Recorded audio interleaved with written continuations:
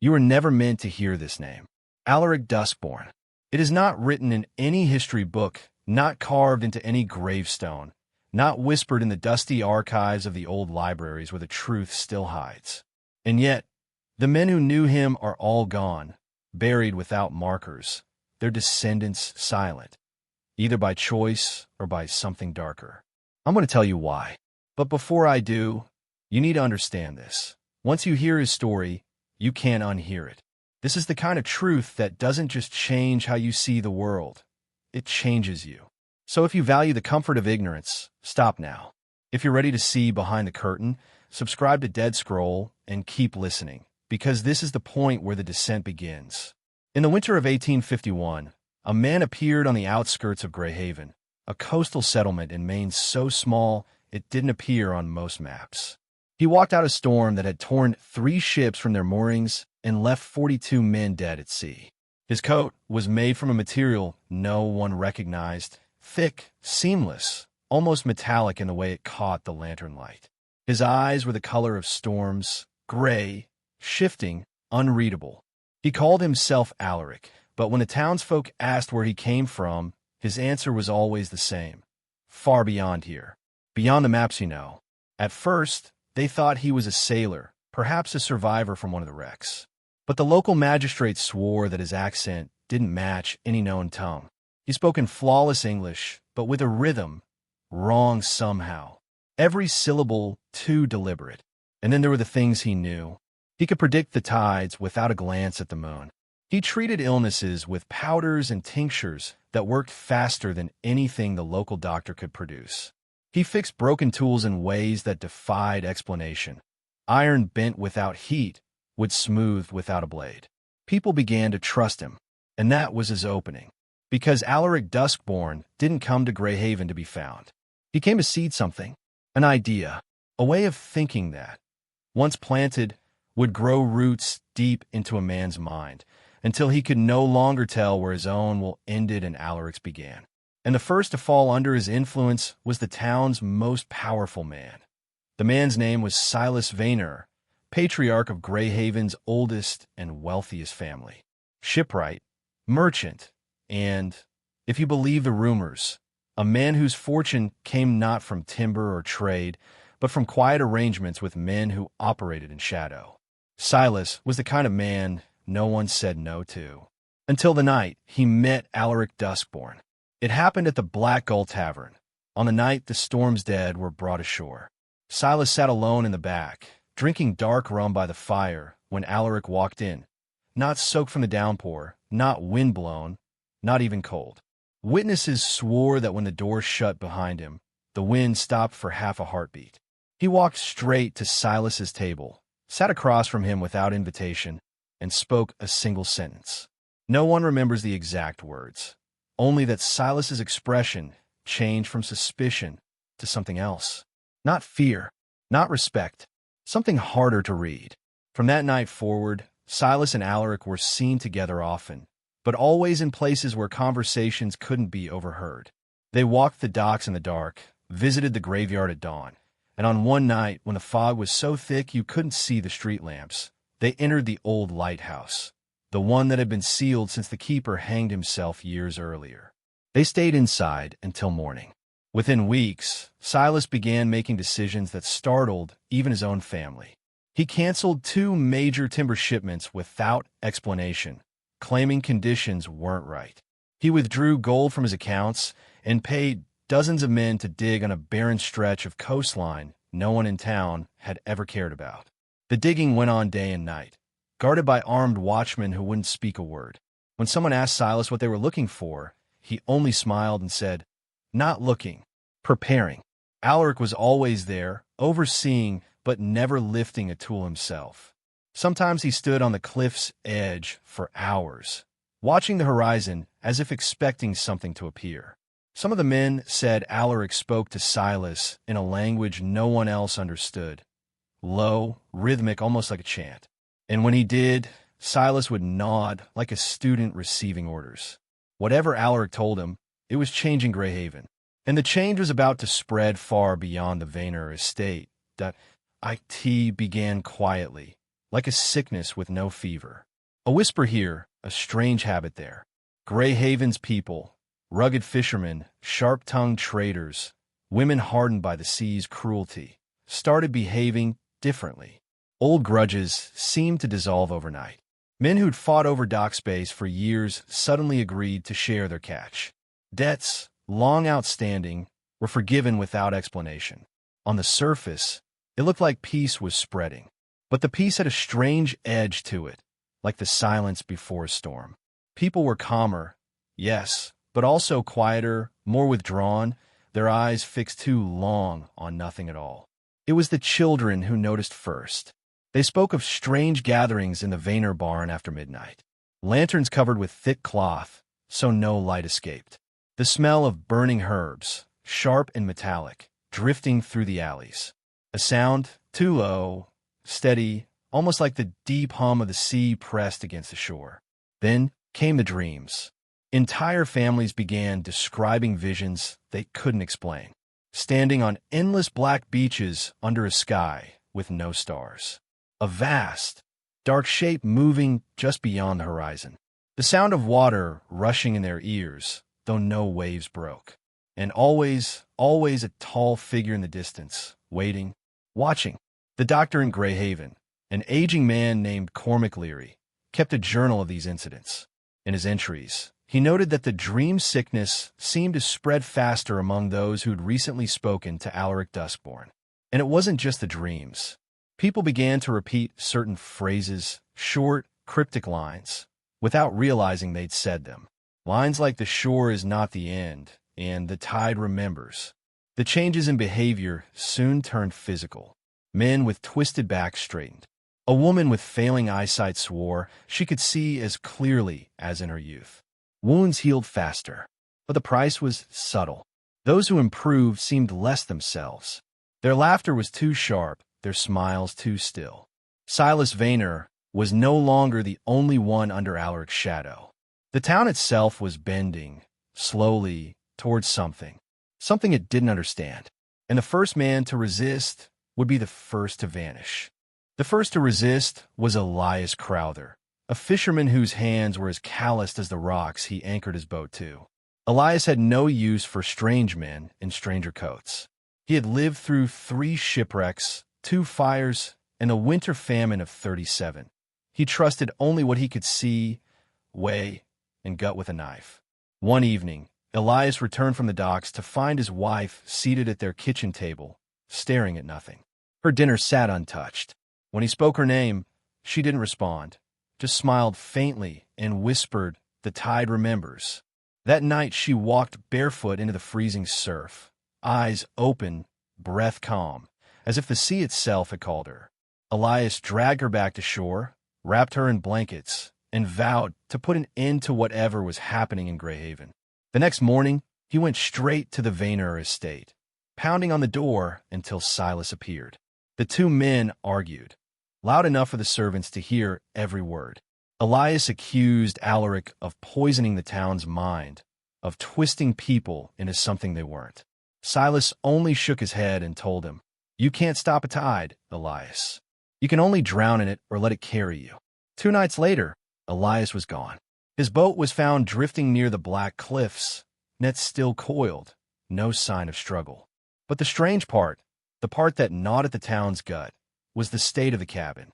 Every mirror and reflective surface inside had been shattered, as if Elias had smashed them himself before leaving. The glass shards were swept neatly into a pile at the center of the floor, arranged in the shape of a perfect circle. Dr. Leary wrote in his journal that the day after Elias vanished, the dreams in town intensified. More people reported the figure on the black beach. More claimed they could hear a voice, not just see it, in those visions. The voice was calm, deep, and patient, repeating a single sentence over and over: "The shore is not the end." By now, even those who doubted began to feel unease coil in their stomachs. Yet no one spoke openly against Alaric, because Elias Crowther's disappearance wasn't the end. It was the beginning of something far larger. Elias Crowther's disappearance broke something in Greyhaven. Not just fear or order. The town's unwritten rules, The balance of defiance and cooperation that had kept it functioning for decades began to erode, and Alaric Duskbourne stepped neatly into the cracks. The week after Elias vanished, 2 more men went missing. Jonas Pike, a dock worker known for his drinking and his loud curses, failed to return home after a late shift. Then Benjamin Firth, a quiet man who mended nets, simply never woke up, his bed empty by dawn, the window open to the night sea. In both cases, there were no footprints in the snow leading away from their homes. No signs of forced entry. No blood. Only one strange, unshakable detail. A wet patch of salt water on the floor near each man's bed, as though the ocean itself had seeped in to claim them. Alaric made no attempt to hide his involvement, though he never admitted it outright. When asked about the vanishings, he would only say, "The sea reclaims what is hers." But instead of angering the people, his words seemed to soften them, to make the losses feel inevitable, even necessary. He began holding gatherings, no longer hidden in barns or behind shuttered windows, but openly in the old meeting hall. Dozens attended, sitting in a strange half-circle around him as he spoke. No one could recall the exact content of his talks, only that his voice was steady, deliberate, and almost too smooth to be human. Men left those gatherings quieter, more contemplative. Women walked home as if in a trance. Silas Vayner's men began escorting people to these meetings, calling them tide councils. Refusal was met with cold stares and, eventually, isolation, supplies not delivered, fishing partners withdrawing, neighbors avoiding your door. In Greyhaven, survival depended on community. And now, community meant Alaric. Dr. Leary wrote of a disturbing pattern. Those who attended multiple tide councils began losing track of time. A fisherman claimed he'd been at sea for 2 days, yet his wife swore he'd never left the dock. A widow insisted she'd been speaking to her late husband in her dreams, not remembering, but actively conversing. It was becoming clear Alaric Duskbourne was not merely taking people. He was reshaping them, and the next disappearance would prove that his reach extended beyond the living. The grave belonged to Margaret Vayner, Silas's wife, dead nearly 7 years.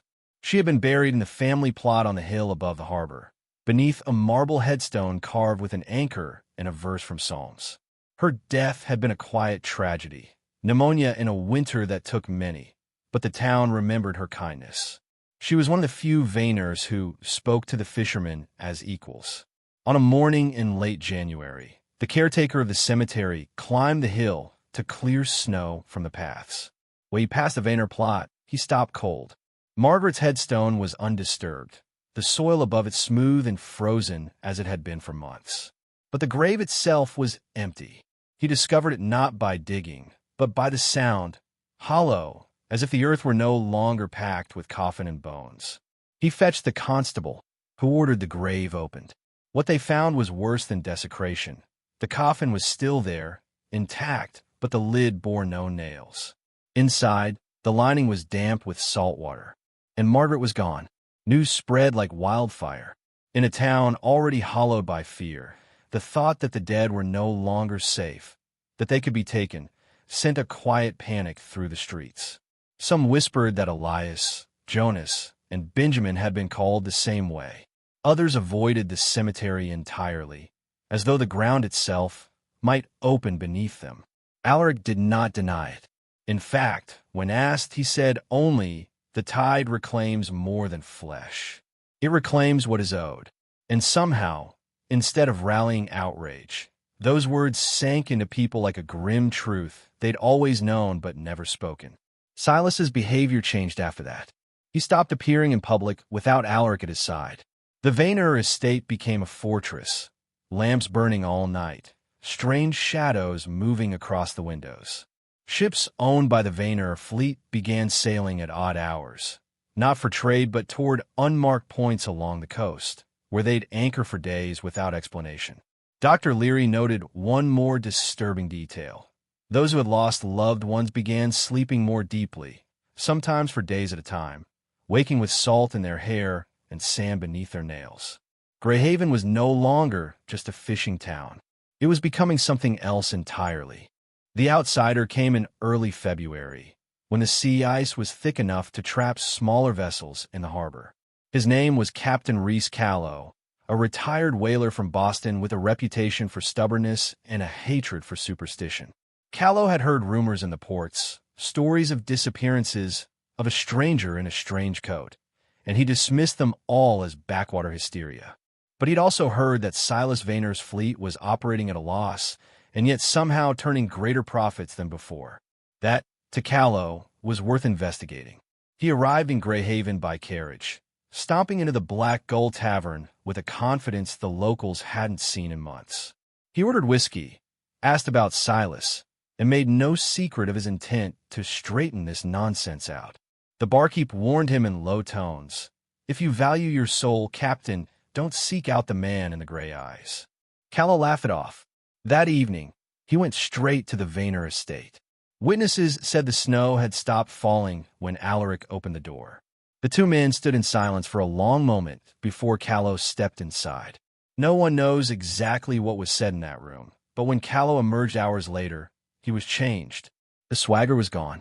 He walked slower, as if weighing every step. His eyes, once sharp and flinty, had taken on the same storm-gray hue as Alaric's.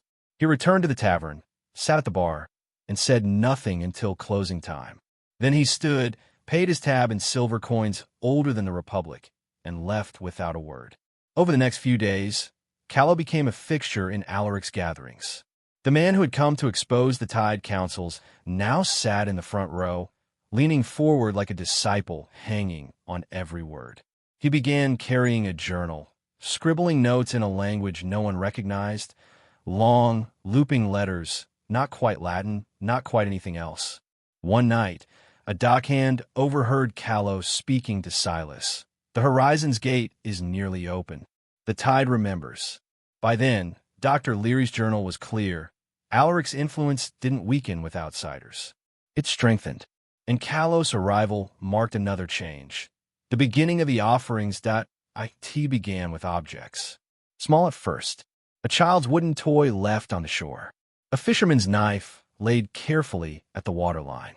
A locket, its chain broken, pressed into the wet sand. No one claimed responsibility, yet every morning new items appeared, arranged in precise semicircles as the tide came in, so that the water would claim them. By the end of the month, it wasn't just trinkets. Crates of salted fish, barrels of lamp oil, ropes of dried kelp. Things of value, things the town could ill afford to lose, were dragged down to the shallows and left there until the waves swallowed them. No one spoke of it as theft. No one complained. In fact, they began to refer to it as the giving. Alaric never ordered it outright, but in his gatherings, he would speak in slow, measured tones about the currents that sustain life and the cost of passage through the Horizon's gate. The townsfolk listened, nodded, and when they left, they knew what was required, though none could say exactly why. Captain Callow became the most devoted among them. He personally oversaw the placement of offerings, directing where each item should be laid and ensuring the semicircle was perfect. Dr. Leary recorded seeing him stand knee-deep in the freezing surf, eyes closed, whispering in that strange, looping tongue while the tide crept higher around him. Then came the night the offerings changed. A dog went missing from the docks, a mutt named Brine that had been every fisherman's companion for years. The next morning, a fisherman swore he saw something pale tangled in the kelp at low tide. It was Brine, laid out at the center of the semicircle, eyes closed, body perfectly intact, but cold as stone. By the next tide, he was gone.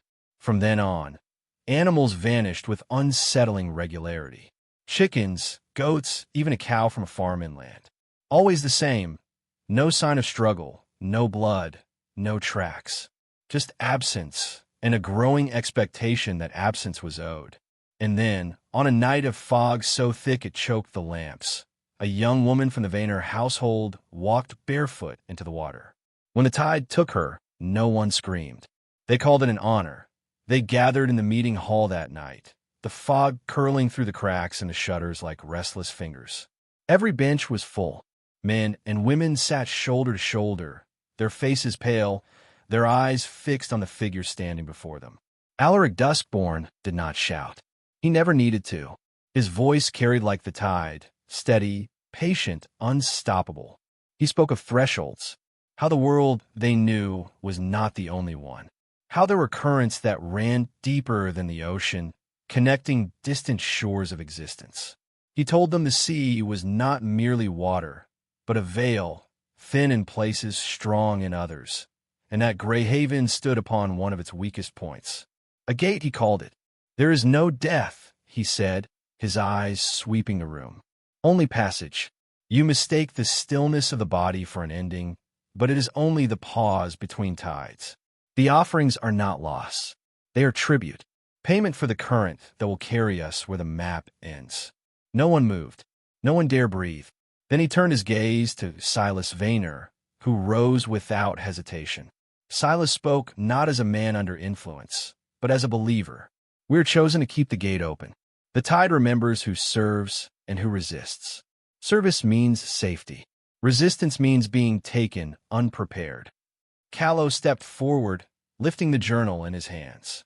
He read aloud in that alien script, the sounds thick and heavy, vibrating in the ribs of every man and woman present. Dr. Leary, watching from the back, wrote that the language was like hearing the deep itself speaking through human mouths. When Callow finished, Alaric walked to the center of the hall, his coat moving like it held its own current. He said one last thing before dismissing them. The shore is not the end. The tide remembers, and soon it will call us all. From that night on, the town's fear shifted. It was no longer fear of Alaric. It was fear of missing the passage.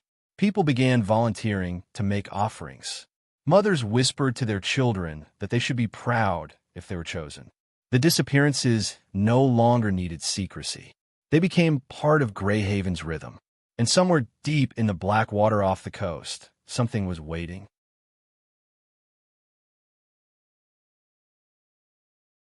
Dr. Cormac Leary, the town's only link to reason, began to understand the full scope of what had taken root in Greyhaven.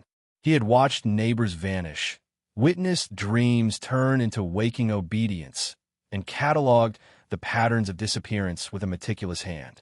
Now he realized he had to act. He wrote letters to contacts in Boston, to old colleagues, even to distant relatives who might carry news to the authorities. Each letter was precise, detailing the strange happenings.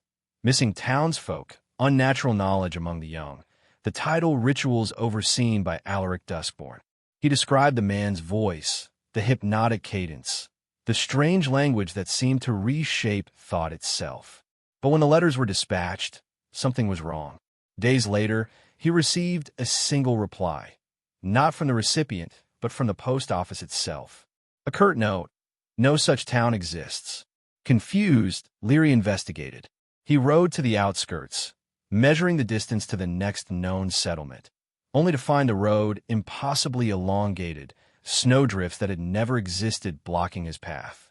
When he returned to Greyhaven, he noticed the horizon had shifted subtly. The lighthouse, which had stood on the cliffs for generations, now seemed farther away, and the coastline itself felt different. He tried again. He sent messengers in every direction, only for them to vanish, leaving behind shoes neatly placed at doorways, wallets folded atop them. The tide, the dreams, the disappearances, it all worked together, isolating Greyhaven. Alaric's reach was no longer merely psychological. It was geographical, temporal, something that defied ordinary perception. Leary understood, in a cold moment of clarity, that Greyhaven had been cut from a world, not by walls or gates, but by something older and subtler. The manipulation of perception, the bending of time and expectation, the careful reshaping of reality itself. And yet, the worst part was this. He realized he was not fighting Alaric Duskbourne. He was fighting the town. Every neighbor, every friend, every man or woman who had once smiled at him was now a conduit for Alaric's philosophy. To oppose, it was to oppose the tide, and the tide did not forgive. Leary's journal ends abruptly that day. The final entry reads simply, "If any should read this, know that the shore is not the end, and the tide remembers those who do not serve." Greyhaven's secret was no longer just about Alaric. It was about the very fabric of obedience, the ease with which a man could bend an entire community into a new reality, one where the boundaries between life, death, and the currents beyond were irrelevant. The tide was patient, and the world outside would never remember Greyhaven until it was ready to claim more. By spring, the rituals had grown more deliberate, more structured. Alaric Duskbourne no longer relied on whispers and disappearances alone. He began selecting initiates, those deemed receptive to the tide's call. They were young men and women, barely adults, who displayed curiosity beyond their years, obedience to subtle authority, or dreams of the black beach that haunted every household. The initiates gathered at the Vayner estate under the cover of night. Alaric would speak to them in that same rhythmic tone, the words weaving over their minds like a current pulling them under. He taught them to listen to the horizon, to perceive shifts in reality no ordinary person could notice. Objects moved differently under their gaze. Time itself felt pliable. Captain Callow, once skeptical, now instructed them in handling the offerings. They learned to leave personal items, to prepare simple sacrifices, and to arrange them with geometric precision along the shorelines, as though their placement opened doors unseen by human eyes. Those who resisted even slightly were shown the consequences. A young man named Thomas Whitmarsh refused to follow the tide one night. By morning, his absence was marked only by a single footprint leading from his bedroom to the frozen surf and a journal page left in his bed. The horizon is patient, but it remembers those who do not answer. Parents watched silently. Friends whispered quietly, but none intervened. Alaric had made it clear, obedience was survival. Resistance meant erasure. What was unfolding was no longer a series of disappearances. It was a system, a psychological network of control so profound that it bent even the most rational minds to submission. The town's children learned to sleep with one eye open, listening for the tide's call. Even those who had never attended a council meeting felt the pulse of Alaric's presence in their daily lives, in the rhythms of work and play. By the month's end, Greyhaven had transformed. Families once fractured by debt or rivalry now moved in silent coordination. The young grew faster, sharper, attuned to nuances of sound and pattern no outsider could perceive. The adults, hardened and fearful, bent subtly but irrevocably. Dr. Leary's final observation in his journal captured it best. He does not command them. He becomes them. And in becoming him, they carry the tide further than he ever could alone. The town was no longer Greyhaven in any conventional sense. It had become a single organism, coordinated, disciplined, and utterly devoted to a force none could name. And Alaric Duskbourne was the heart of it. The first outsider who dared resist Alaric Duskbourne arrived quietly, under the guise of scholar. Jonathan Marrow, a linguist from Boston, had heard rumors of Greyhaven and its unnatural customs. Unlike Captain Callow, Marrow did not trust charm or rhythm. He relied on observation, on logic, on the unyielding assumption that even the strangest human could be understood.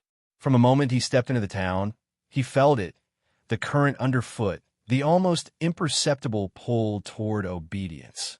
Every glance from a local seemed measured, every word carefully chosen. And when he asked about the disappearances, the response was a uniform, unspoken silence. Marrow sought out Dr. Leary's old journal, piecing together the strange cadence of events. Vanished men, offerings to the tide, dreams that became reality. By the time he confronted Alaric, he thought himself prepared. But preparation is fragile when measured against a mind that has already rewritten the boundaries of existence. The confrontation occurred at the Vayner estate, in the main hall where the tide councils were held. Alaric appeared, as always, calm, as if expecting Marrow. His eyes met the outsiders, storm gray and infinitely patient. "You are not like the others," Alaric said. "Curiosity does not bind you, but knowledge will. The shore is not the end, and you will learn that soon enough." Marrow attempted argument, explanation, reason. He tried to appeal to the townspeople, to their humanity, to the bonds of kinship. But those bonds had already been bent. Husbands, wives, and children looked at him with blank, measured attention, their expressions not hostile, but unyielding. Alaric stepped closer. The temperature in the room seemed to drop. The walls seemed to breathe. Marrow felt his thoughts slow, like sand running through a clogged hourglass. He realized then, with a chilling clarity, that Alaric's power was not merely psychological. It was systemic, spatial, temporal. Entire reality bent to the rhythm he dictated. The tide, Marrow understood, was not the ocean, it was Alaric himself. And he was patient. By dawn, Marrow's journal would contain only a single line. The tide is not mercy. It is inevitability. And the man who had come to resist would vanish quietly, leaving no trace but a faint impression in the snow. A circle, concentric and precise, like the offerings left on the shore. Greyhaven had claimed its first deliberate outsider. And the warning was clear.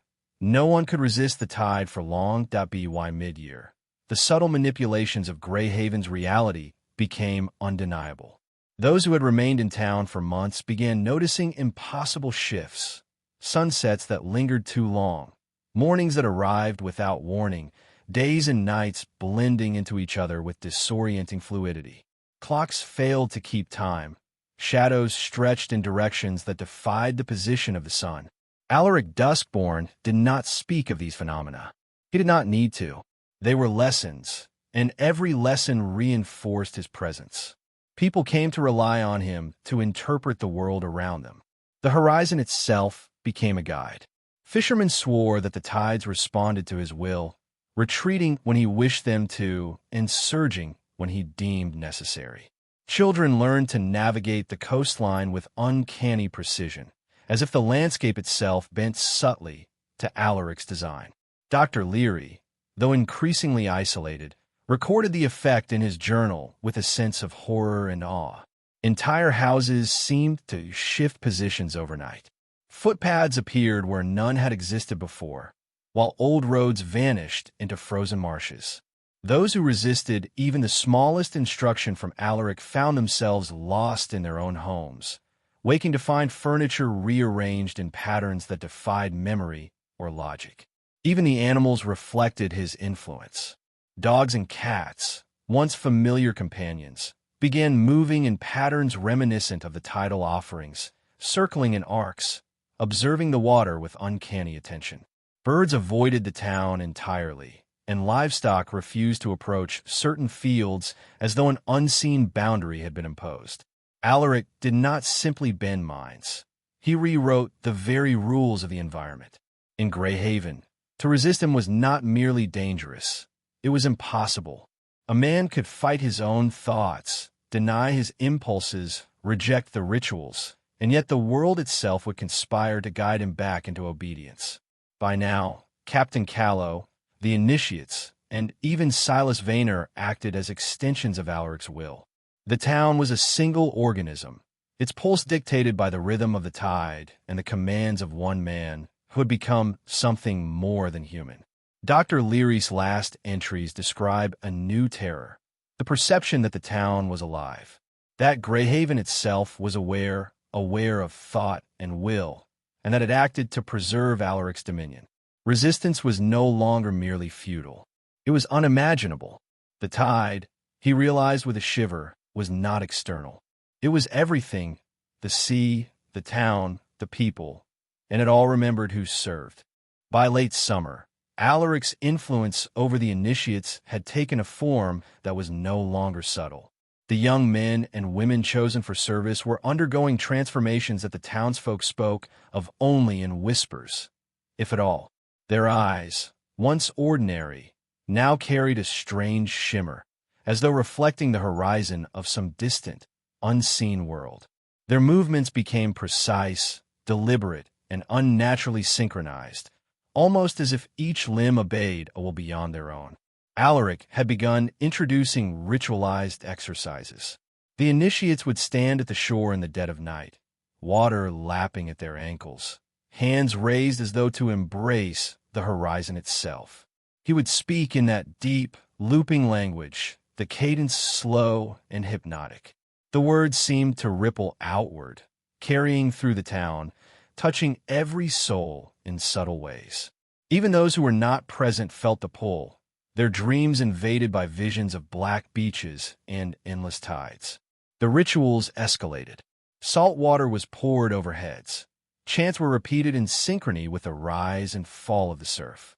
The initiates reported feeling a weight lifting from their bodies, a clarity that no ordinary understanding could provide. Some described it as becoming part of the tide, losing their individuality to something vast and unending. Dr. Leary, ever the observer, noted the disturbing side effects. The more fully an initiate surrendered to the rituals, the less they retained of their former selves. Speech became formalized, almost musical, as if human language were inadequate to contain their new perception. Emotions were flattened. Laughter, sorrow, and fear seemed muted or delayed. The town no longer had children in the ordinary sense. It had something else, beings molded by Alaric's philosophy, living in the rhythm of a world few could understand. Even Silas Vayner, once a man of wealth and influence, had altered. He walked the streets with a quiet authority, his eyes distant, lips unmoving except when uttering commands that aligned perfectly with Alaric's vision. The town obeyed him without hesitation, the line between master and disciple blurred. Leary wrote in his journal, the ink trembling, "He does not convert, he assimilates." Greyhaven itself is his laboratory, and every soul is an instrument of the tide.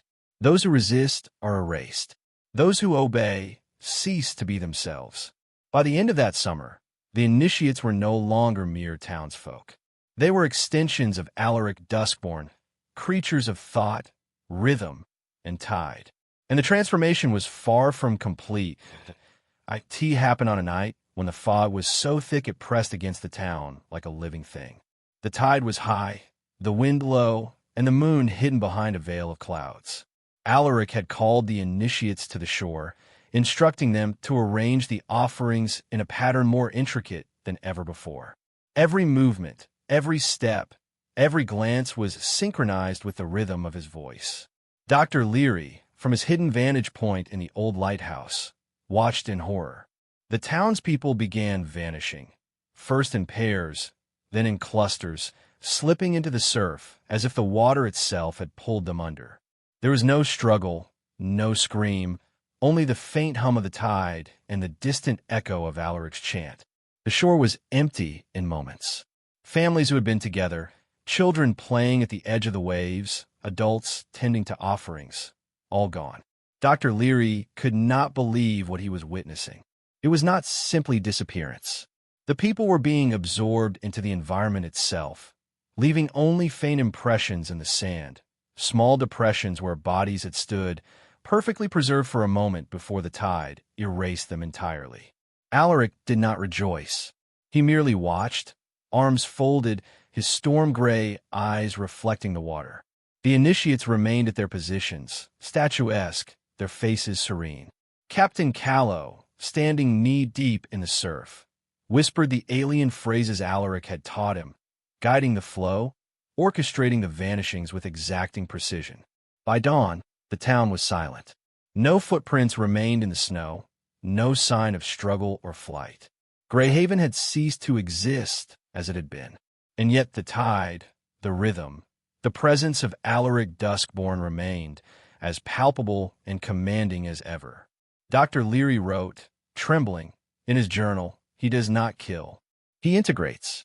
They are no longer separate from him, from the tide, from the horizon. Greyhaven is not lost. It is transformed. And the rest of the world is unaware. For those who had survived previous vanishings, the lesson was clear. Resistance was meaningless. Compliance was not merely survival. It was the only way to remain part of reality. Alaric's power was no longer theoretical. It was absolute, demonstrated on a scale that defied comprehension. And the horizon waited, patient and indifferent for the next tide. Dr. Leary had watched too long. He had documented every anomaly, every vanish, every ritual, but he had not yet been called. That night, the wind carried a different weight, the fog curling around his lighthouse like fingers. A shadow appeared on the balcony outside, impossibly tall and calm. Alaric Duskbourne stepped forward, eyes fixed on him. "Cormac." The voice was low, deliberate, a wave rolling over his mind before the words reached his ears. "You have observed. You have resisted. And yet, you are still here." Leary tried to speak, but his voice faltered. He felt the tide pressing against him, subtle but inexorable, bending perception, time, thought. Alaric was no longer merely a man. He was a force, and his attention alone reshaped reality. "I offer you a choice," Alaric continued, his coat brushing against the fog as if it had weight beyond fabric.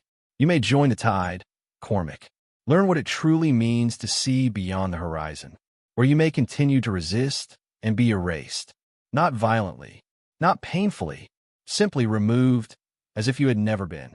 Dr. Leary's mind raced. He had seen the footprints of the vanished fade, the living molded into obedient extensions of the tide, the very town reshaped. Logic had failed him long ago, but the offer was clear: assimilation or non-existence.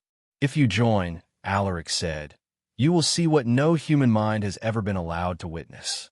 You will walk in places beyond the shore, beyond death, beyond thought itself.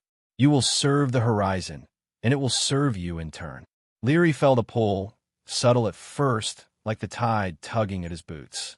He resisted, clinging to what he thought was human rationality. But the fog thickened, carrying whispers of the vanished, of those who had become part of the current. The voices were calm, patient. "It is inevitable. It is necessary. It is the tide." Alaric extended a hand, not threatening, not pleading, simply offering. "Cormac Leary, witness of truths too vast for ordinary men.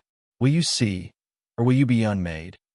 The choice hung in the freezing air, a knife suspended over the spine of reality itself. Dr. Leary knew that whichever path he chose, the world beyond Greyhaven would never be the same, and neither would he. He hesitated, heart hammering, mind spinning with visions of the tide, the horizon, and the endless integration of life into something far older, far larger than himself. Outside, the water licked the rocks. The horizon remained still, and somewhere deep in the fog, Greyhaven waited. Dr. Leary's decision came in silence. He took Alaric's hand, not with certainty, but with the knowledge that resistance was no longer an option. The moment his fingers brushed the cold, deliberate touch, the world shifted. The lighthouse, the fog, the very floor beneath him seemed to dissolve, replaced by a vastness that defied measurement. He felt it first in his body, limbs stretching and contracting in ways that made no sense, sensations of weight and weightlessness intertwined. His mind expanded, as though each neuron were a vessel for tides of thought he had never conceived. He understood patterns, currents, and rhythms, secrets the town had practiced for months, perhaps years, yet he grasped them instantly. Alaric guided him with patient precision. "Do not fight it, Cormac. You will see that all life is current and flow. To resist is to break. To accept is to transcend." Dr. Leary realized the vanishings, the offerings, the rituals, all were training. Every missing person had been integrated into the tide, becoming a node in a network that was at once spiritual, psychological, and physical. Greyhaven itself was now a single entity, and he, at last, was part of its central rhythm. The first permanent transformation began subtly. He felt his senses recalibrate. He could detect the pull of distant waters, the subtle sway of the earth beneath the town, even the heartbeat of those integrated into the tide. Emotions and personal desire blurred, replaced by something colder, sharper, and immensely precise. He understood the price. Individuality, as he had known it, would fade. But the clarity, the awareness, was intoxicating. Alaric observed, expression unreadable. "You will become a keeper, not of secrets, but of currents. You will guide those who follow, and one day, you may call others to the horizon." Dr. Leary looked out toward the black waves, feeling the town's pulse as if it were his own. The fog no longer frightened him. The tide, once threatening, now welcomed him. And deep in the water, faint shadows moved, reminders of the countless who had surrendered before him. The transformation was neither sudden nor violent. It was deliberate, patient, inexorable. By morning, Dr. Leary would not remember fear, doubt, or resistance. Only the rhythm, the flow, and the inevitability of the tide. Greyhaven had claimed another, and Alaric's dominion extended further, unbroken, absolute. By autumn, the rhythm of Greyhaven had shifted from secretive rituals to overt coordination. Alaric Duskbourne had begun sending initiates beyond the town's borders. Not casually, not as travelers, but as agents of the tide, moving with purpose into neighboring settlements under the guise of traders, laborers, and scholars. Each carried the lessons of Greyhaven embedded in thought, speech, and gesture, subtle yet insidious. Dr. Leary, now fully integrated, observed the strategy unfold. Even from within, the pattern was clear. Alaric did not merely assimilate individuals. He mapped entire regions, understanding where fear, curiosity, or necessity could be leveraged. By introducing just a few of his agents to a town, he created ripples of influence that spread faster than any warning or authority could intercept. The agents of Greyhaven operated with precision. Farmers would awaken to find their tools arranged in tidal patterns, livestock behaving unnaturally, neighbors moving in synchronized actions without explanation. Entire communities began to mirror the practices of Greyhaven, unaware that their obedience served a larger, invisible tide.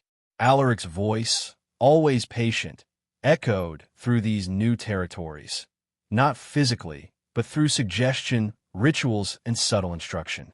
Letters arrived in carefully folded scripts, journals written in alien, looping languages, and whispered rumors that made townsfolk doubt their own senses. Reality bent slowly, imperceptibly, yet unmistakably. Even Captain Callow took on a broader role. No longer merely a coordinator of Greyhaven's shore rituals, he now traveled alongside the first wave of initiates, ensuring the external expansion maintained the same geometric precision and psychological rigor. Communities that had been skeptical or isolated began changing, gradually, then completely, without realizing the source of their transformation. Dr. Leary documented the process meticulously, noting that the farther the tide reached, the stronger its hold on the originating town. Greyhaven was no longer merely a settlement. It had become a hub, a node in an ever-expanding network of influence, and Alaric's dominion extended beyond geography, beyond perception, into the very minds of those who thought themselves free. And yet, Alaric remained patient. The tide did not rush. It only remembered and called. Every ripple, every movement, every thought integrated into a single, unstoppable current, silent, deliberate, inevitable. Greyhaven was no longer just a town. It was a machine of influence, and Alaric Duskbourne, its unchallenged architect.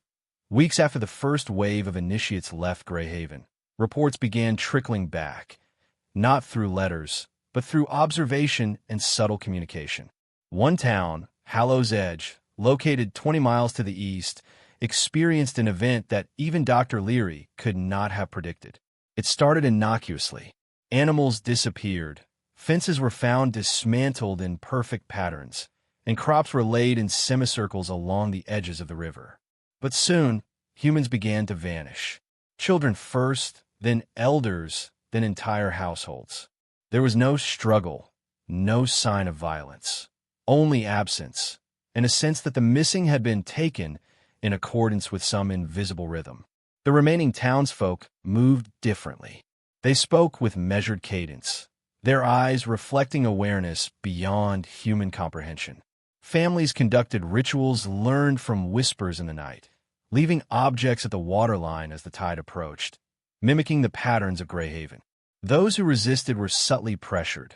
Small misfortunes, nightmares, unexplained chills, until even the strongest doubters complied. Dr. Leary's journal notes the chilling observation. Alaric's reach is not confined by distance. One mind can influence another, and one town can bend another.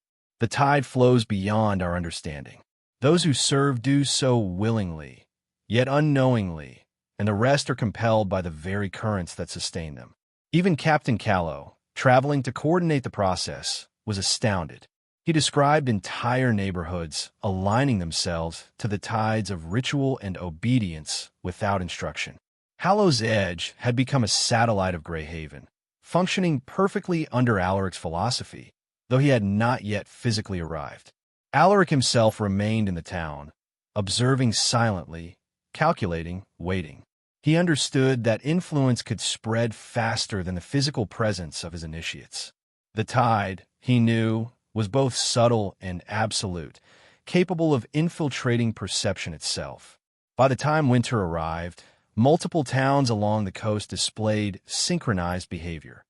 Offerings placed in precise arrangements, disappearances occurring with terrifying regularity, and compliance growing not through fear alone, but through the reshaping of thought itself. Greyhaven's network had become a system, a lattice of obedience, integration, and inevitable transformation, each node expanding the tide's reach, each mind folded quietly into Alaric's design.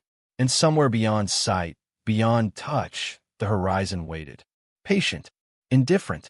Alaric Duskbourne's experiments had reached a scale that even his closest observers had never imagined. He now orchestrated the tide across an entire coastal region, synchronizing multiple towns in a single, deliberate operation.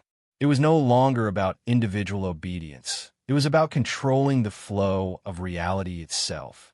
From Greyhaven, Alaric directed his initiates with meticulous precision. Each town received its assignments, offerings at exact coordinates along the shore, animals placed in specific formations, families aligned according to the geometry of the ritual. Even the weather seemed to respond, fog lingering where was needed, winds quieting where whispers were meant to be carried. Dr. Leary, now fully integrated into the system, observed the phenomenon with a mixture of awe and horror. Entire communities moved as though choreographed by an unseen conductor. People walked in paths dictated not by choice, but by the rhythm Alaric had instilled. Conversations echoed phrases that reinforced the tide's authority. Resistance became psychologically impossible. Doubt itself was a luxury that no mind could sustain. Captain Callow, stationed along the northern shore, witnessed a particularly terrifying event. A group of farmers, who had once been the most skeptical of Greyhaven's teachings, began leaving offerings spontaneously, without direction. Their children mimicked the patterns of the initiates, while their neighbors, influenced by subtle social pressure, followed suit. By the end of the night, the entire village had been synchronized into obedience, as if the tide had flowed through every thought, every intention, every heartbeat. Alaric watched it all silently, his expression calm, deliberate. He had proven something fundamental, that control over the mind, once mastered, could be scaled infinitely. The tide did not merely erase dissent. It preempted it, folding resistance into compliance before it even arose. Dr. Leary documented the psychological mechanics in his journal. He wrote of perception bending, of collective consciousness subtly aligning with a single dominant will. It is not fear that compels them, he recorded. It is inevitability. They serve because the tide remembers, and because the horizon watches. By the first week of winter, the coastal region had become an extension of Greyhaven itself, a network of obedience, invisible yet absolute, where the rhythm of life was dictated by a single mind. Alaric's dominion had grown beyond any measure, a silent empire built not with armies or weapons, but with psychology, ritual, and the inexorable pull of the tide. And the horizon remained, patient, waiting for the next phase. Even Alaric Duskbourne, with all his precision, understood that perfection was never permanent. A few threads of resistance began to appear, not in numbers, but in subtle, dangerous ways. Small acts, a child hesitating before performing the ritual, a farmer questioning why the offerings had to follow a strict pattern, a teacher whispering doubts in the ear of a student. Alaric did not panic. He never panicked. The tide was patient, and patience was power.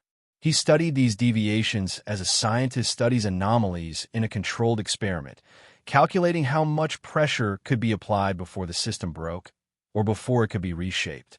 Dr. Leary recorded the first observable crack. A family in one of the satellite towns refused to perform the evening ritual.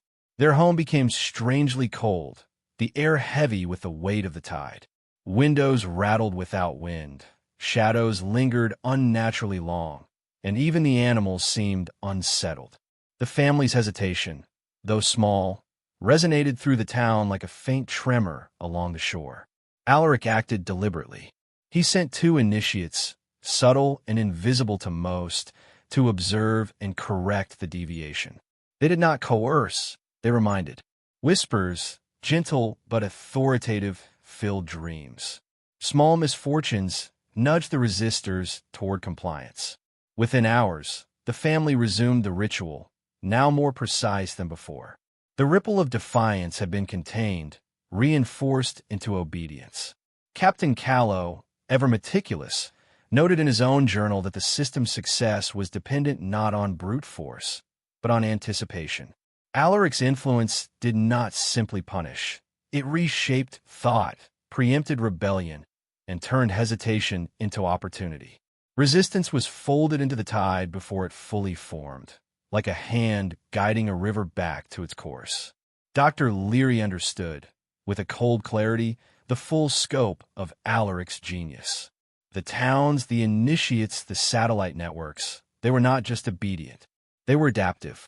The tide corrected itself, integrated anomalies, and expanded its dominion without a single misstep. And yet, the horizon remained patient. It did not hurry, it did not rush, but it remembered. Every act of resistance, every whispered doubt, every hesitation became part of the data, part of the current, making Alaric's control more absolute, more refined, more unchallengeable. Greyhaven was no longer merely a town. It was the central node of a psychological machine capable of bending the will of entire regions. And Alaric Duskbourne was the pulse at its heart. Alaric Duskbourne understood that obedience alone was not enough. To solidify the tide's power, he devised a ritual that would test the very limits of human perception, an exercise that would bind the initiates, the town, and the satellite communities to him in ways no ordinary mind could withstand. He called it the convergence. The ritual required absolute precision. On a moonless night, each initiate and every aligned household was instructed to gather at the water's edge, carrying the offerings that had become their lifeblood. Alaric's voice, deep and resonant, guided them. The cadence was no longer merely hypnotic. It manipulated thought itself, bending fear, hope, and desire into a single stream of obedience. Dr. Leary observed as the first wave of participants began to experience something impossible. Their bodies shivered in unison, the air around them pulsing, vibrating as though the tide had become sentient. The fog thickened unnaturally, obscuring the horizon while simultaneously revealing visions of other shores, landscapes that were impossible yet eerily real, stretching beyond time and space. Some initiates screamed, but their cries were swallowed by the rhythm of the ritual.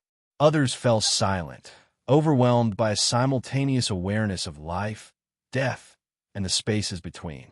Even the satellite towns experienced echoes of the phenomenon. Families felt the pull in dreams, crops aligned in unfamiliar patterns, and animals moved with synchronized precision, as if participating in a choreography beyond comprehension. Alaric spoke directly to Dr. Leary then, not as a master to a disciple, but as a force speaking to a node of the tide itself.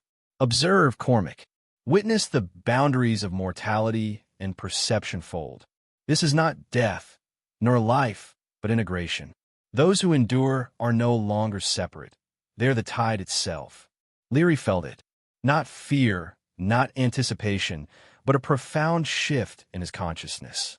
He understood that the ritual had erased ordinary perception.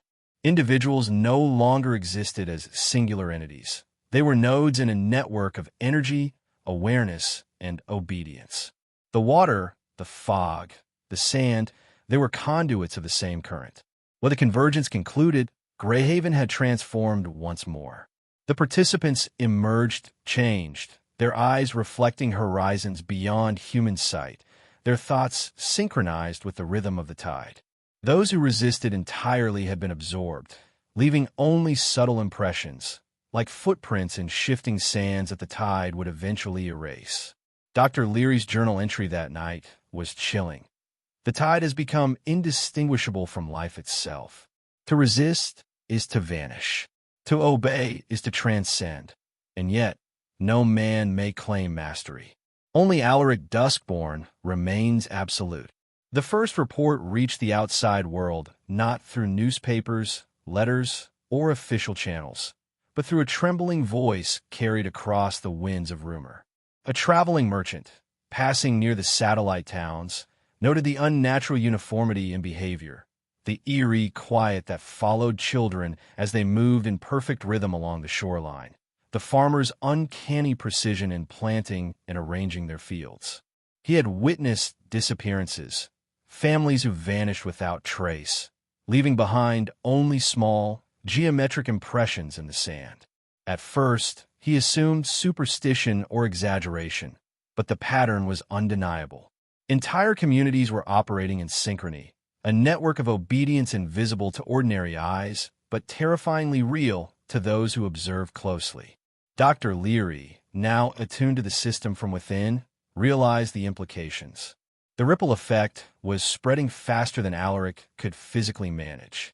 The tide had become autonomous, its influence extending beyond direct command, capable of integrating communities he had never visited. Resistance at the edges became more dangerous, but also more fascinating. These were not failures. They were experiments in the mechanics of human conformity, of perception, and of the limits of control. Captain Callow documented his observations, noting the psychological phenomena in precise terms. Entire populations were responding to cues imperceptible to ordinary senses. Dreams were carrying instructions, children mimicked patterns seen in visions, adults followed without knowing why. The boundary between instruction and instinct had dissolved. Alaric's awareness extended beyond Greyhaven. He no longer needed to oversee every ritual personally. The rhythm, the tide, and the horizon were sufficient to maintain order. Communities far from his direct presence adjusted automatically, like water flowing into new channels. And yet, for the first time, a hint of unpredictability appeared. In a remote village near the northern cliffs, a small group resisted. Not violently, not consciously, but instinctively. Their minds and bodies hesitated, creating slight deviations in the pattern of offerings and rituals. Alaric noticed, his storm-gray eyes narrowing. Even the tide, he realized, could encounter friction. Dr. Leary wrote in his journal, "The ink trembling, the tide grows autonomous, inexorable, and yet it tests its own boundaries." Even Alaric Duskbourne is challenged, not by strength, but by the unpredictable currents of human will. The horizon waits, patient, but this experiment approaches its next phase. Greyhaven had become more than a town. It was the origin of an expanding psychological empire. And beyond it, the world was beginning to sense, if only faintly, that something profound and terrifying was emerging. Alaric Duskbourne did not wait for resistance to fester. He moved deliberately, understanding that even the smallest ripple of hesitation could threaten the precision of the tide he had engineered. From Greyhaven, he dispatched a small cadre of initiates to the northern cliffs, the site where the subtle rebellion had begun. They arrived under cover of fog, silent as shadows, carrying nothing but the rhythm of the ritual and the memory of obedience. Dr. Leary observed the operation with a mixture of awe and apprehension. The initiates did not speak, did not threaten. They simply enacted the tide. Their movements were precise, geometric, almost alien. The landscape itself seemed to respond, fog coiling around the resistors, winds bending to guide their steps, waves lapping unnaturally to the shoreline. Those resisting found themselves physically guided, their bodies almost unwilling participants in the choreography of submission. Alaric appeared as always, calm, deliberate, indifferent to human frailty. He addressed the resistors directly, his voice carrying a weight that bent perception itself. You are not separate. You never were. The tide does not negotiate. It integrates. You may resist, but your resistance only strengthens its course. You will align, or you'll be erased. One by one, the hesitant villagers complied. Some cried softly, feeling the pull against their instincts. Others smiled faintly, a reflection of recognition, realization that the tide was inevitable and resistance meaningless. By dawn, the northern cliffs had been brought into full compliance. The small deviation had vanished as though it had never existed, folded into the expanding network of Greyhaven's influence. Dr. Leary wrote, "This is not coercion. It is inevitability made manifest. Those who are integrated do not merely obey. They become the tide itself. Even thought bends, reshaping instinct and perception until compliance is a natural state. Alaric does not command. He awakens inevitability." Captain Callow reported that the operation had been completed without a single misstep. The tide was precise. The network was flawless. And yet, a new dimension of fear emerged, even within the initiates themselves, understanding that Alaric's control was not limited by geography, by distance, or by human consciousness.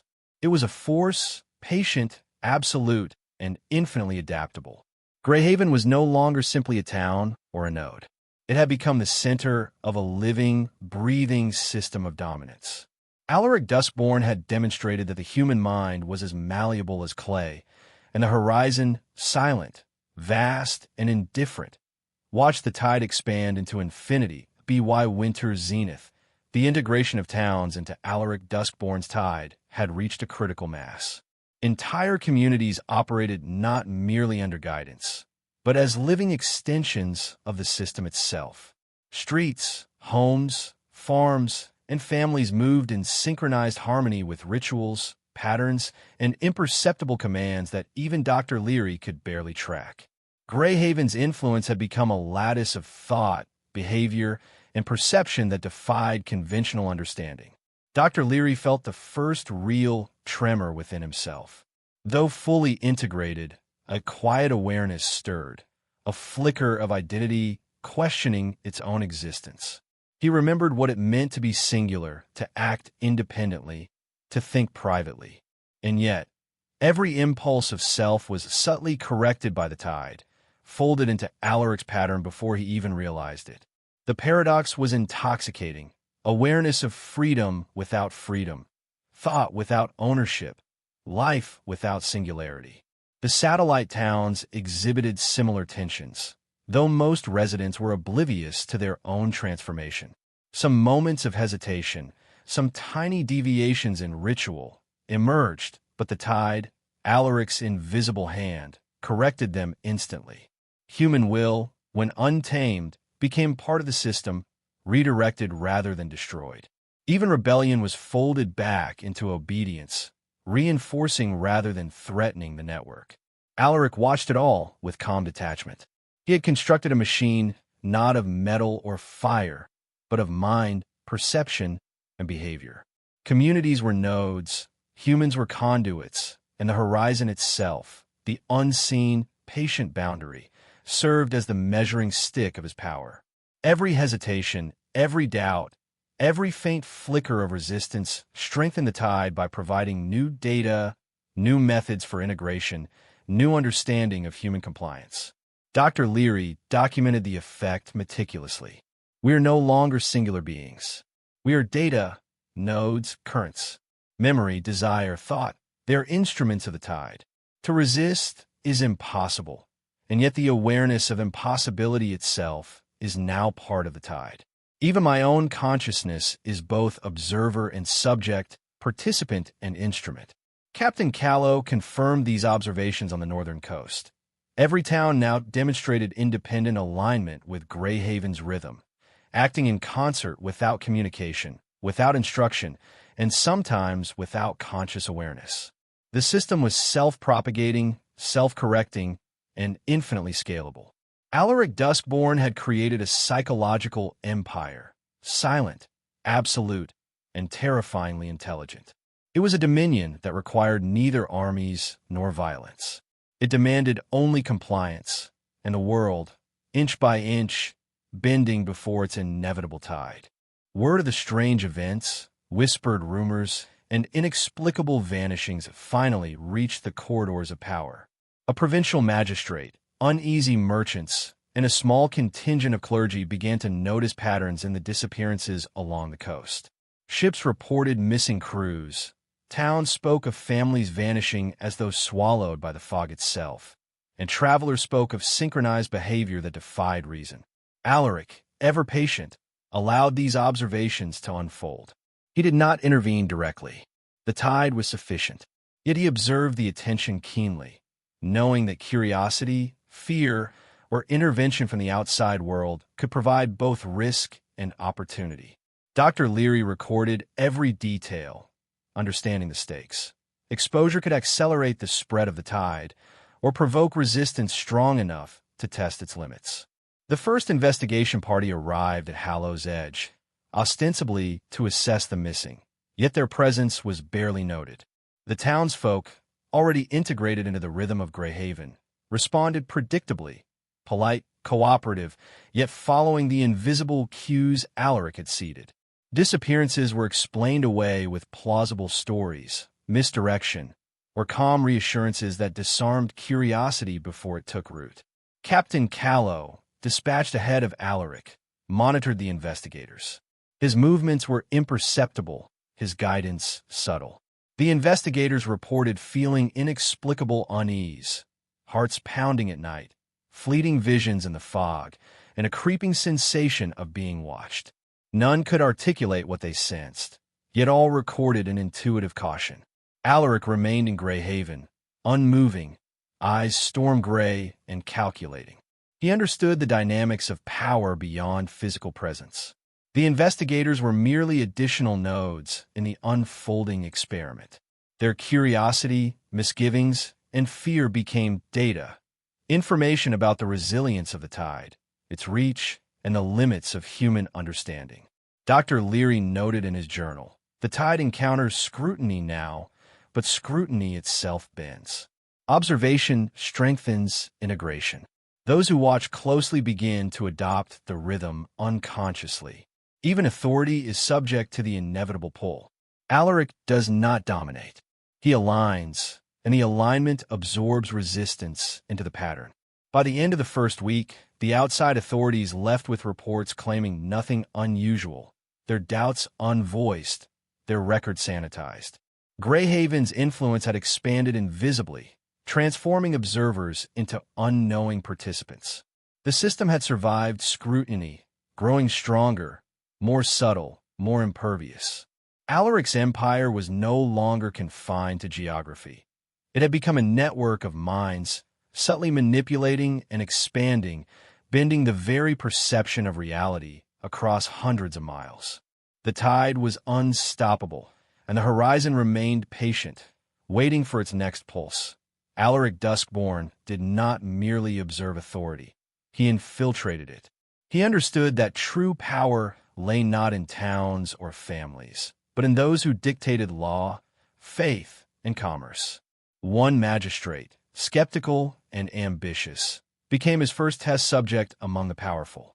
The man believed himself immune to superstition, immune to suggestion, immune to the tide. He was wrong. Through subtle letters, rumors, and carefully orchestrated coincidences, Alaric introduced the rhythm of Greyhaven into the magistrate's mind. Dreams became instruction. Fleeting impressions in daylight nudged perception. Patterns in daily events suggested inevitability. At first, the magistrate dismissed these signals, until a child in his household recited lines from the Greyhaven rituals with eerie precision, and his closest advisors began moving in unexplainable, synchronized behaviors. Dr. Leary documented every stage, the magistrate's disbelief cracking, the first flickers of fear surfacing, and finally, the acceptance that some unseen force dictated reality. Even when awake, he felt the pull of the tide, a quiet insistence embedded in thought, decision, and action. Resistance became mental gymnastics, exhausting yet futile. The more he struggled, the more perfectly aligned he became. Alaric never touched him directly. There was no threat, no coercion. His influence was a current flowing through perception itself, patient and inexorable.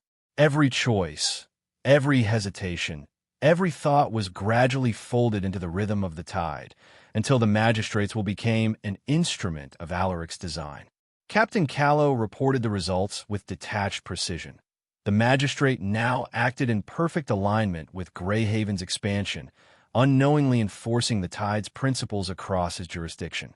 Neighboring towns followed the subtle cues embedded in trade, law, and church proceedings, and even distant observers noted the pattern, though they could not explain it. Dr. Leary recorded the chilling realization: Alaric does not compel. He aligns. Authority bends to inevitability. The powerful are not enemies, nor are they allies. They are conduits. Even free will becomes a node in the tide, feeding its rhythm, sustaining its reach. By the end of the month, the magistrate had become a perfect instrument, an invisible pillar supporting Greyhaven's empire. Entire networks of authority, previously thought separate, began adjusting unconsciously, guided by the subtle currents seeded by Alaric. Greyhaven's influence had moved beyond the individual, beyond towns, beyond observation. It had infiltrated power itself, and the horizon, patient and silent, waited for the next ripple, the next integration, the next wave of inevitability. For months, the tide flowed perfectly, unchallenged, unbroken. But human endurance has limits, even under the most subtle compulsion. In several towns, Dr. Leary began to notice something unsettling. Brief flashes of hesitation, whispers of doubt, and expressions that did not match the orchestrated rhythm. These were not acts of defiance. They were echoes of memory, fragments of individuality struggling to surface. Alaric observed quietly, as always. He understood that true mastery was not about eliminating resistance entirely, but about recognizing and folding it into the system before it could fracture. The flashes of unease were like ripples across a calm lake, brief, contained, and entirely predictable. Even the faintest hesitation provided him with new data on the limits of the human mind, on thresholds of fear, and on the elasticity of obedience. Dr. Leary wrote, "I see it now. Even a most integrated mind cannot wholly suppress memory, desire, or instinct. The tide absorbs, corrects, and adapts, but the remnants of the self persist, subtle, almost imperceptible. And these remnants are dangerous, not because they resist, but because they reveal the depth of control required to maintain the network." In one satellite town, a child stopped mid-ritual, eyes wide with fear and confusion. For a heartbeat, the perfectly synchronized pattern faltered. Animals hesitated, offerings were misaligned, and neighbors instinctively corrected the deviation. The ripple traveled outward, affecting adjacent nodes. But the tide responded immediately, subtle and patient, nudging every mind back into alignment before panic could take root. Alaric spoke to Dr. Leary in the stillness of Greyhaven. "Observe, Cormac. They are not broken. They are malleable. The tide does not destroy the self. It repurposes it. Fear, doubt, hesitation, they are tools folded into the rhythm, strengthening the current rather than disrupting it." Even Captain Callow noted that these flashes of unease were instructive. They revealed the precise tension points in each community, the exact moments where the tide's influence was most necessary, and the thresholds beyond which subtle correction became essential. The system was self-correcting, yes, but only because it learned, adapted, and absorbed these human fissures. Greyhaven remained unshaken, yet Dr. Leary sensed a creeping awareness. Even the fully integrated are shadows of themselves, and these shadows, though controlled, hold the potential to reflect, to question, and to test the tide in ways Alaric had anticipated but not yet fully exploited. The empire of mind was absolute, but the human edge remained, a delicate tension Alaric understood better than anyone. Alaric Duskbourne's attention turned to the most resistant node in his expanding network, a man named Elias Harrow, a solitary figure in a remote village who had survived months of subtle influence with a flicker of defiance intact. He was not openly rebellious. He simply retained fragments of independent thought, memories, and instinct that the tide had yet to fold completely. Alaric did not confront him directly. That was unnecessary. He allowed the currents of Greyhaven to reach Elias, testing the limits of influence through environmental cues, dreams, and whispers carried by the fog. Each night, Elias experienced subtle distortions, familiar landmarks shifting, shadows aligning in geometric patterns, and fleeting voices echoing commands he could not consciously resist. Dr. Leary observed the process with an uneasy fascination. He recorded that Elias's mind, though resilient, was bending incrementally. The man resisted instinctively, yet even instinct was being reshaped. Thoughts that once belonged to him now carried suggestions embedded in rhythm, repetition, and associative memory. Even his skepticism became a tool Alaric used to accelerate integration. Captain Callow reported from the field. Every attempt at independent action by Elias was countered before it could manifest. A misstep in a ritual, a fleeting hesitation, or a whispered question in the night was corrected through invisible cues. The village itself seemed to conspire against him. Neighbors unconsciously aligned to guide him back. Animals disrupted just enough to remind him of order and natural patterns. Fog, wind, tides, acting as extensions of Alaric's will. Alaric addressed Dr. Leary in a rare private moment. Observe carefully, Cormac. Elias is a test not of force, but of inevitability. He will bend, as all must. The mind resists, yet the horizon, the tide, remembers. Individuality is a vessel. We fill it with rhythm until resistance is transformed into fidelity. The question is not whether he will submit, but how beautifully he will serve once he does.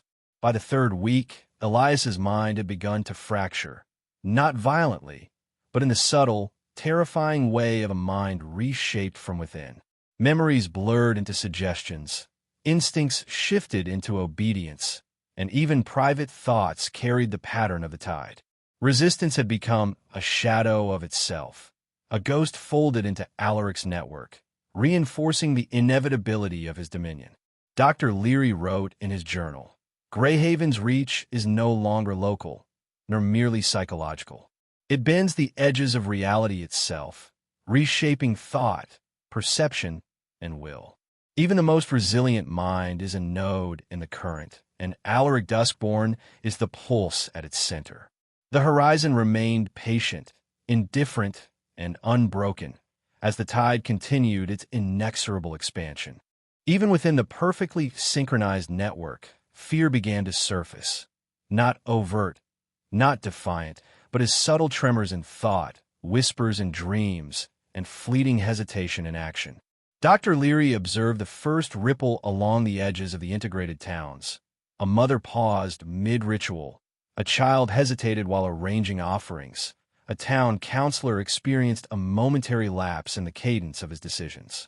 Alaric Duskbourne noticed, as he always did. The tide, he understood, was alive not because it eliminated fear, but because it incorporated it. Each tremor of doubt became data, patterns that could be mapped, predicted, and repurposed. The system had room for fissures, for shadows, because even resistance, once absorbed, strengthened the rhythm of obedience. Captain Callow reported anomalies in behavior across the northern nodes. Traders hesitated when following trade routes. Children's play became subtly disjointed, and animals acted unpredictably for brief intervals. Though the surface remained calm, the tide's undercurrent adapted instantly, nudging thoughts, gestures, and instincts back into alignment. It was as though the very air whispered suggestions, guiding perception before hesitation could harden into conscious defiance. Dr. Leary wrote, "Fear does not threaten Greyhaven. It enhances it. The tide senses tremor and transforms it, embedding uncertainty into obedience. Even those who imagine they feel doubt are unknowingly aligning with the rhythm, their unease folded into inevitability." Alaric's next move was precise. He introduced subtle, controlled dissonance. Fog shifted in unnatural patterns. Moonlight illuminated certain paths. Whispers of the tide echoed in unexpected places. Communities, fully aligned, experienced a heightened sense of alertness without awareness of the source. Anxiety became a tool. Hesitation became a thread woven into the fabric of obedience. Even the most resistant minds, Elias Harrow among them, were affected. The flickers of autonomy that survived the tide's previous waves now collided with these shadows of fear, stretching perception and compliance to its absolute limit. Dr. Leary recorded the horrifying insight. The network is no longer simply aligned. It is responsive. Fear and doubt become instruments, shaping behavior more deeply than instruction ever could. The mind itself becomes a conduit of inevitability. Greyhaven had evolved beyond synchronization. It was adaptive, intelligent, and merciless. The horizon remained patient, observing, absorbing, allowing the tide to expand until all hesitation, all fear, all thought became a single, unbreakable current, and Alaric Duskbourne remained its pulse. The final stage of Alaric Duskbourne's design began with a chilling precision.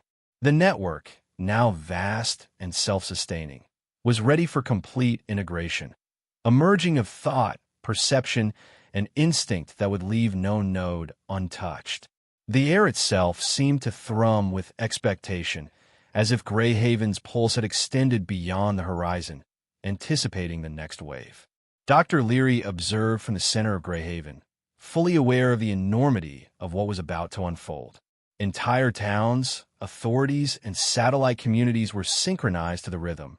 Yet Alaric demanded more: absolute submission of the mind, the folding of private thought into the architecture of the tide. Dreams would carry directives, intuition would guide action, and even memories would bend, reshaping personal identity into instruments of inevitability. Alaric spoke, his voice resonating like thunder through fog, wind, and water. The horizon watches. The tide absorbs. There is no separation, no autonomy, no resistance. All that exists is integration. You are not individuals, you are currents. Your nodes. You are the rhythm made manifest. Dr. Leary documented the unfolding phenomenon with clinical awe. In every town, subtle dissonances, the last traces of hesitation, were drawn into the network. People acted without awareness of their alignment. Instincts and thought reshaped before conscious recognition. Even those who had seemed unyielding were now conduits, their minds flowing in perfect cadence with the tide. Captain Callow reported anomalies, brief, almost imperceptible flickers of fear, but they were absorbed instantly, transformed into synchronization. The network responded as though alive, correcting and reinforcing itself with every pulse. The horizon, patient and silent, remained the measure of inevitability, a boundary against which human will was tested and reshaped. Dr. Leary's final journal entry before the completion of this stage was haunting. The integration is absolute. Minds, memories, instincts folded into the tide. Greyhaven is no longer a town. It is a current of consciousness, a psychological empire whose dominion cannot be escaped. Alaric Duskbourne is not a man. He is the pulse at the center of inevitability. Those who remain aware do so only to witness their own erasure into rhythm. By the end of the ritual, the empire of mind was complete. Human thought, behavior, and perception existed only as instruments of the tide. Greyhaven, its satellite towns, and even the outer authorities were nodes in an invisible lattice of obedience, synchronized beyond reason, beyond morality, and beyond fear. The horizon remained patient, eternal. The tide had become unstoppable, and at the center of it all, Alaric Duskbourne stood, unchallenged, omniscient, inevitable. The final truth of Alaric Duskbourne's dominion is not in his presence, nor in the rituals, nor even in the towns themselves. It is in the minds of those who witness it. Once the tide has claimed a consciousness, that mind ceases to belong to itself. It becomes an extension of inevitability, a note in a symphony too vast for comprehension, a shadow of awareness folded into something greater, relentless, eternal. Dr. Leary, the final observer, recognized the terrifying profundity of this reality. He could no longer distinguish between his own thoughts and the rhythm of Greyhaven. Memory and instinct were instruments of the tide. Resistance was an illusion. Identity was a thread woven into the network. The fear that had once flickered in the corners of his mind was now a tool, magnifying the rhythm, deepening obedience, and reinforcing the empire of cognition Alaric had built. Even the horizon, the patient, indifferent boundary, had become part of the pattern, a silent witness folded into the network, observing the flow of human will and thought, marking the limits only to see them bend. And beyond the horizon, the world remained unaware, yet subtly influenced.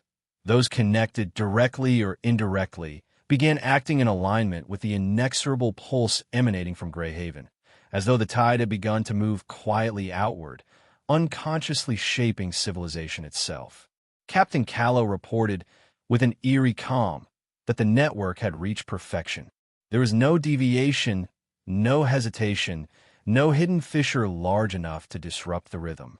The most resistant minds, the most skeptical authorities, even those who once believed themselves free, now moved in synchrony with the tide.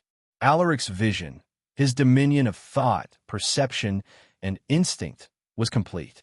Dr. Leary penned the final words in his journal, trembling but lucid.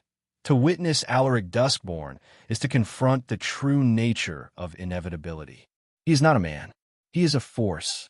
He has rewritten the parameters of will, perception, and reality itself. We are not freed by knowledge, nor destroyed by ignorance. We exist as instruments in a current whose depth and reach we cannot imagine. This is the horizon of the mind, and it waits for all who dare to perceive it.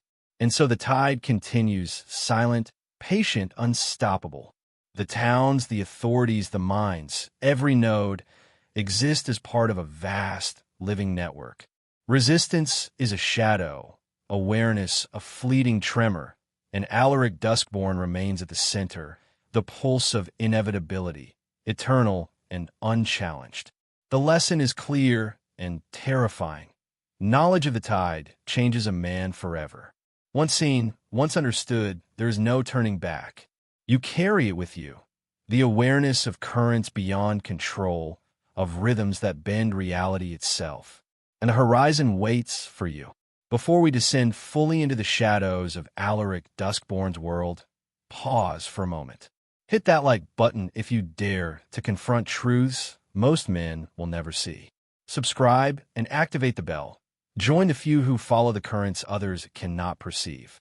Share this video with someone who can handle the horizon, because the knowledge we uncover here is dangerous, and once known, it changes everything. Welcome to Dead Scroll, where secrets become reality and fear becomes awareness.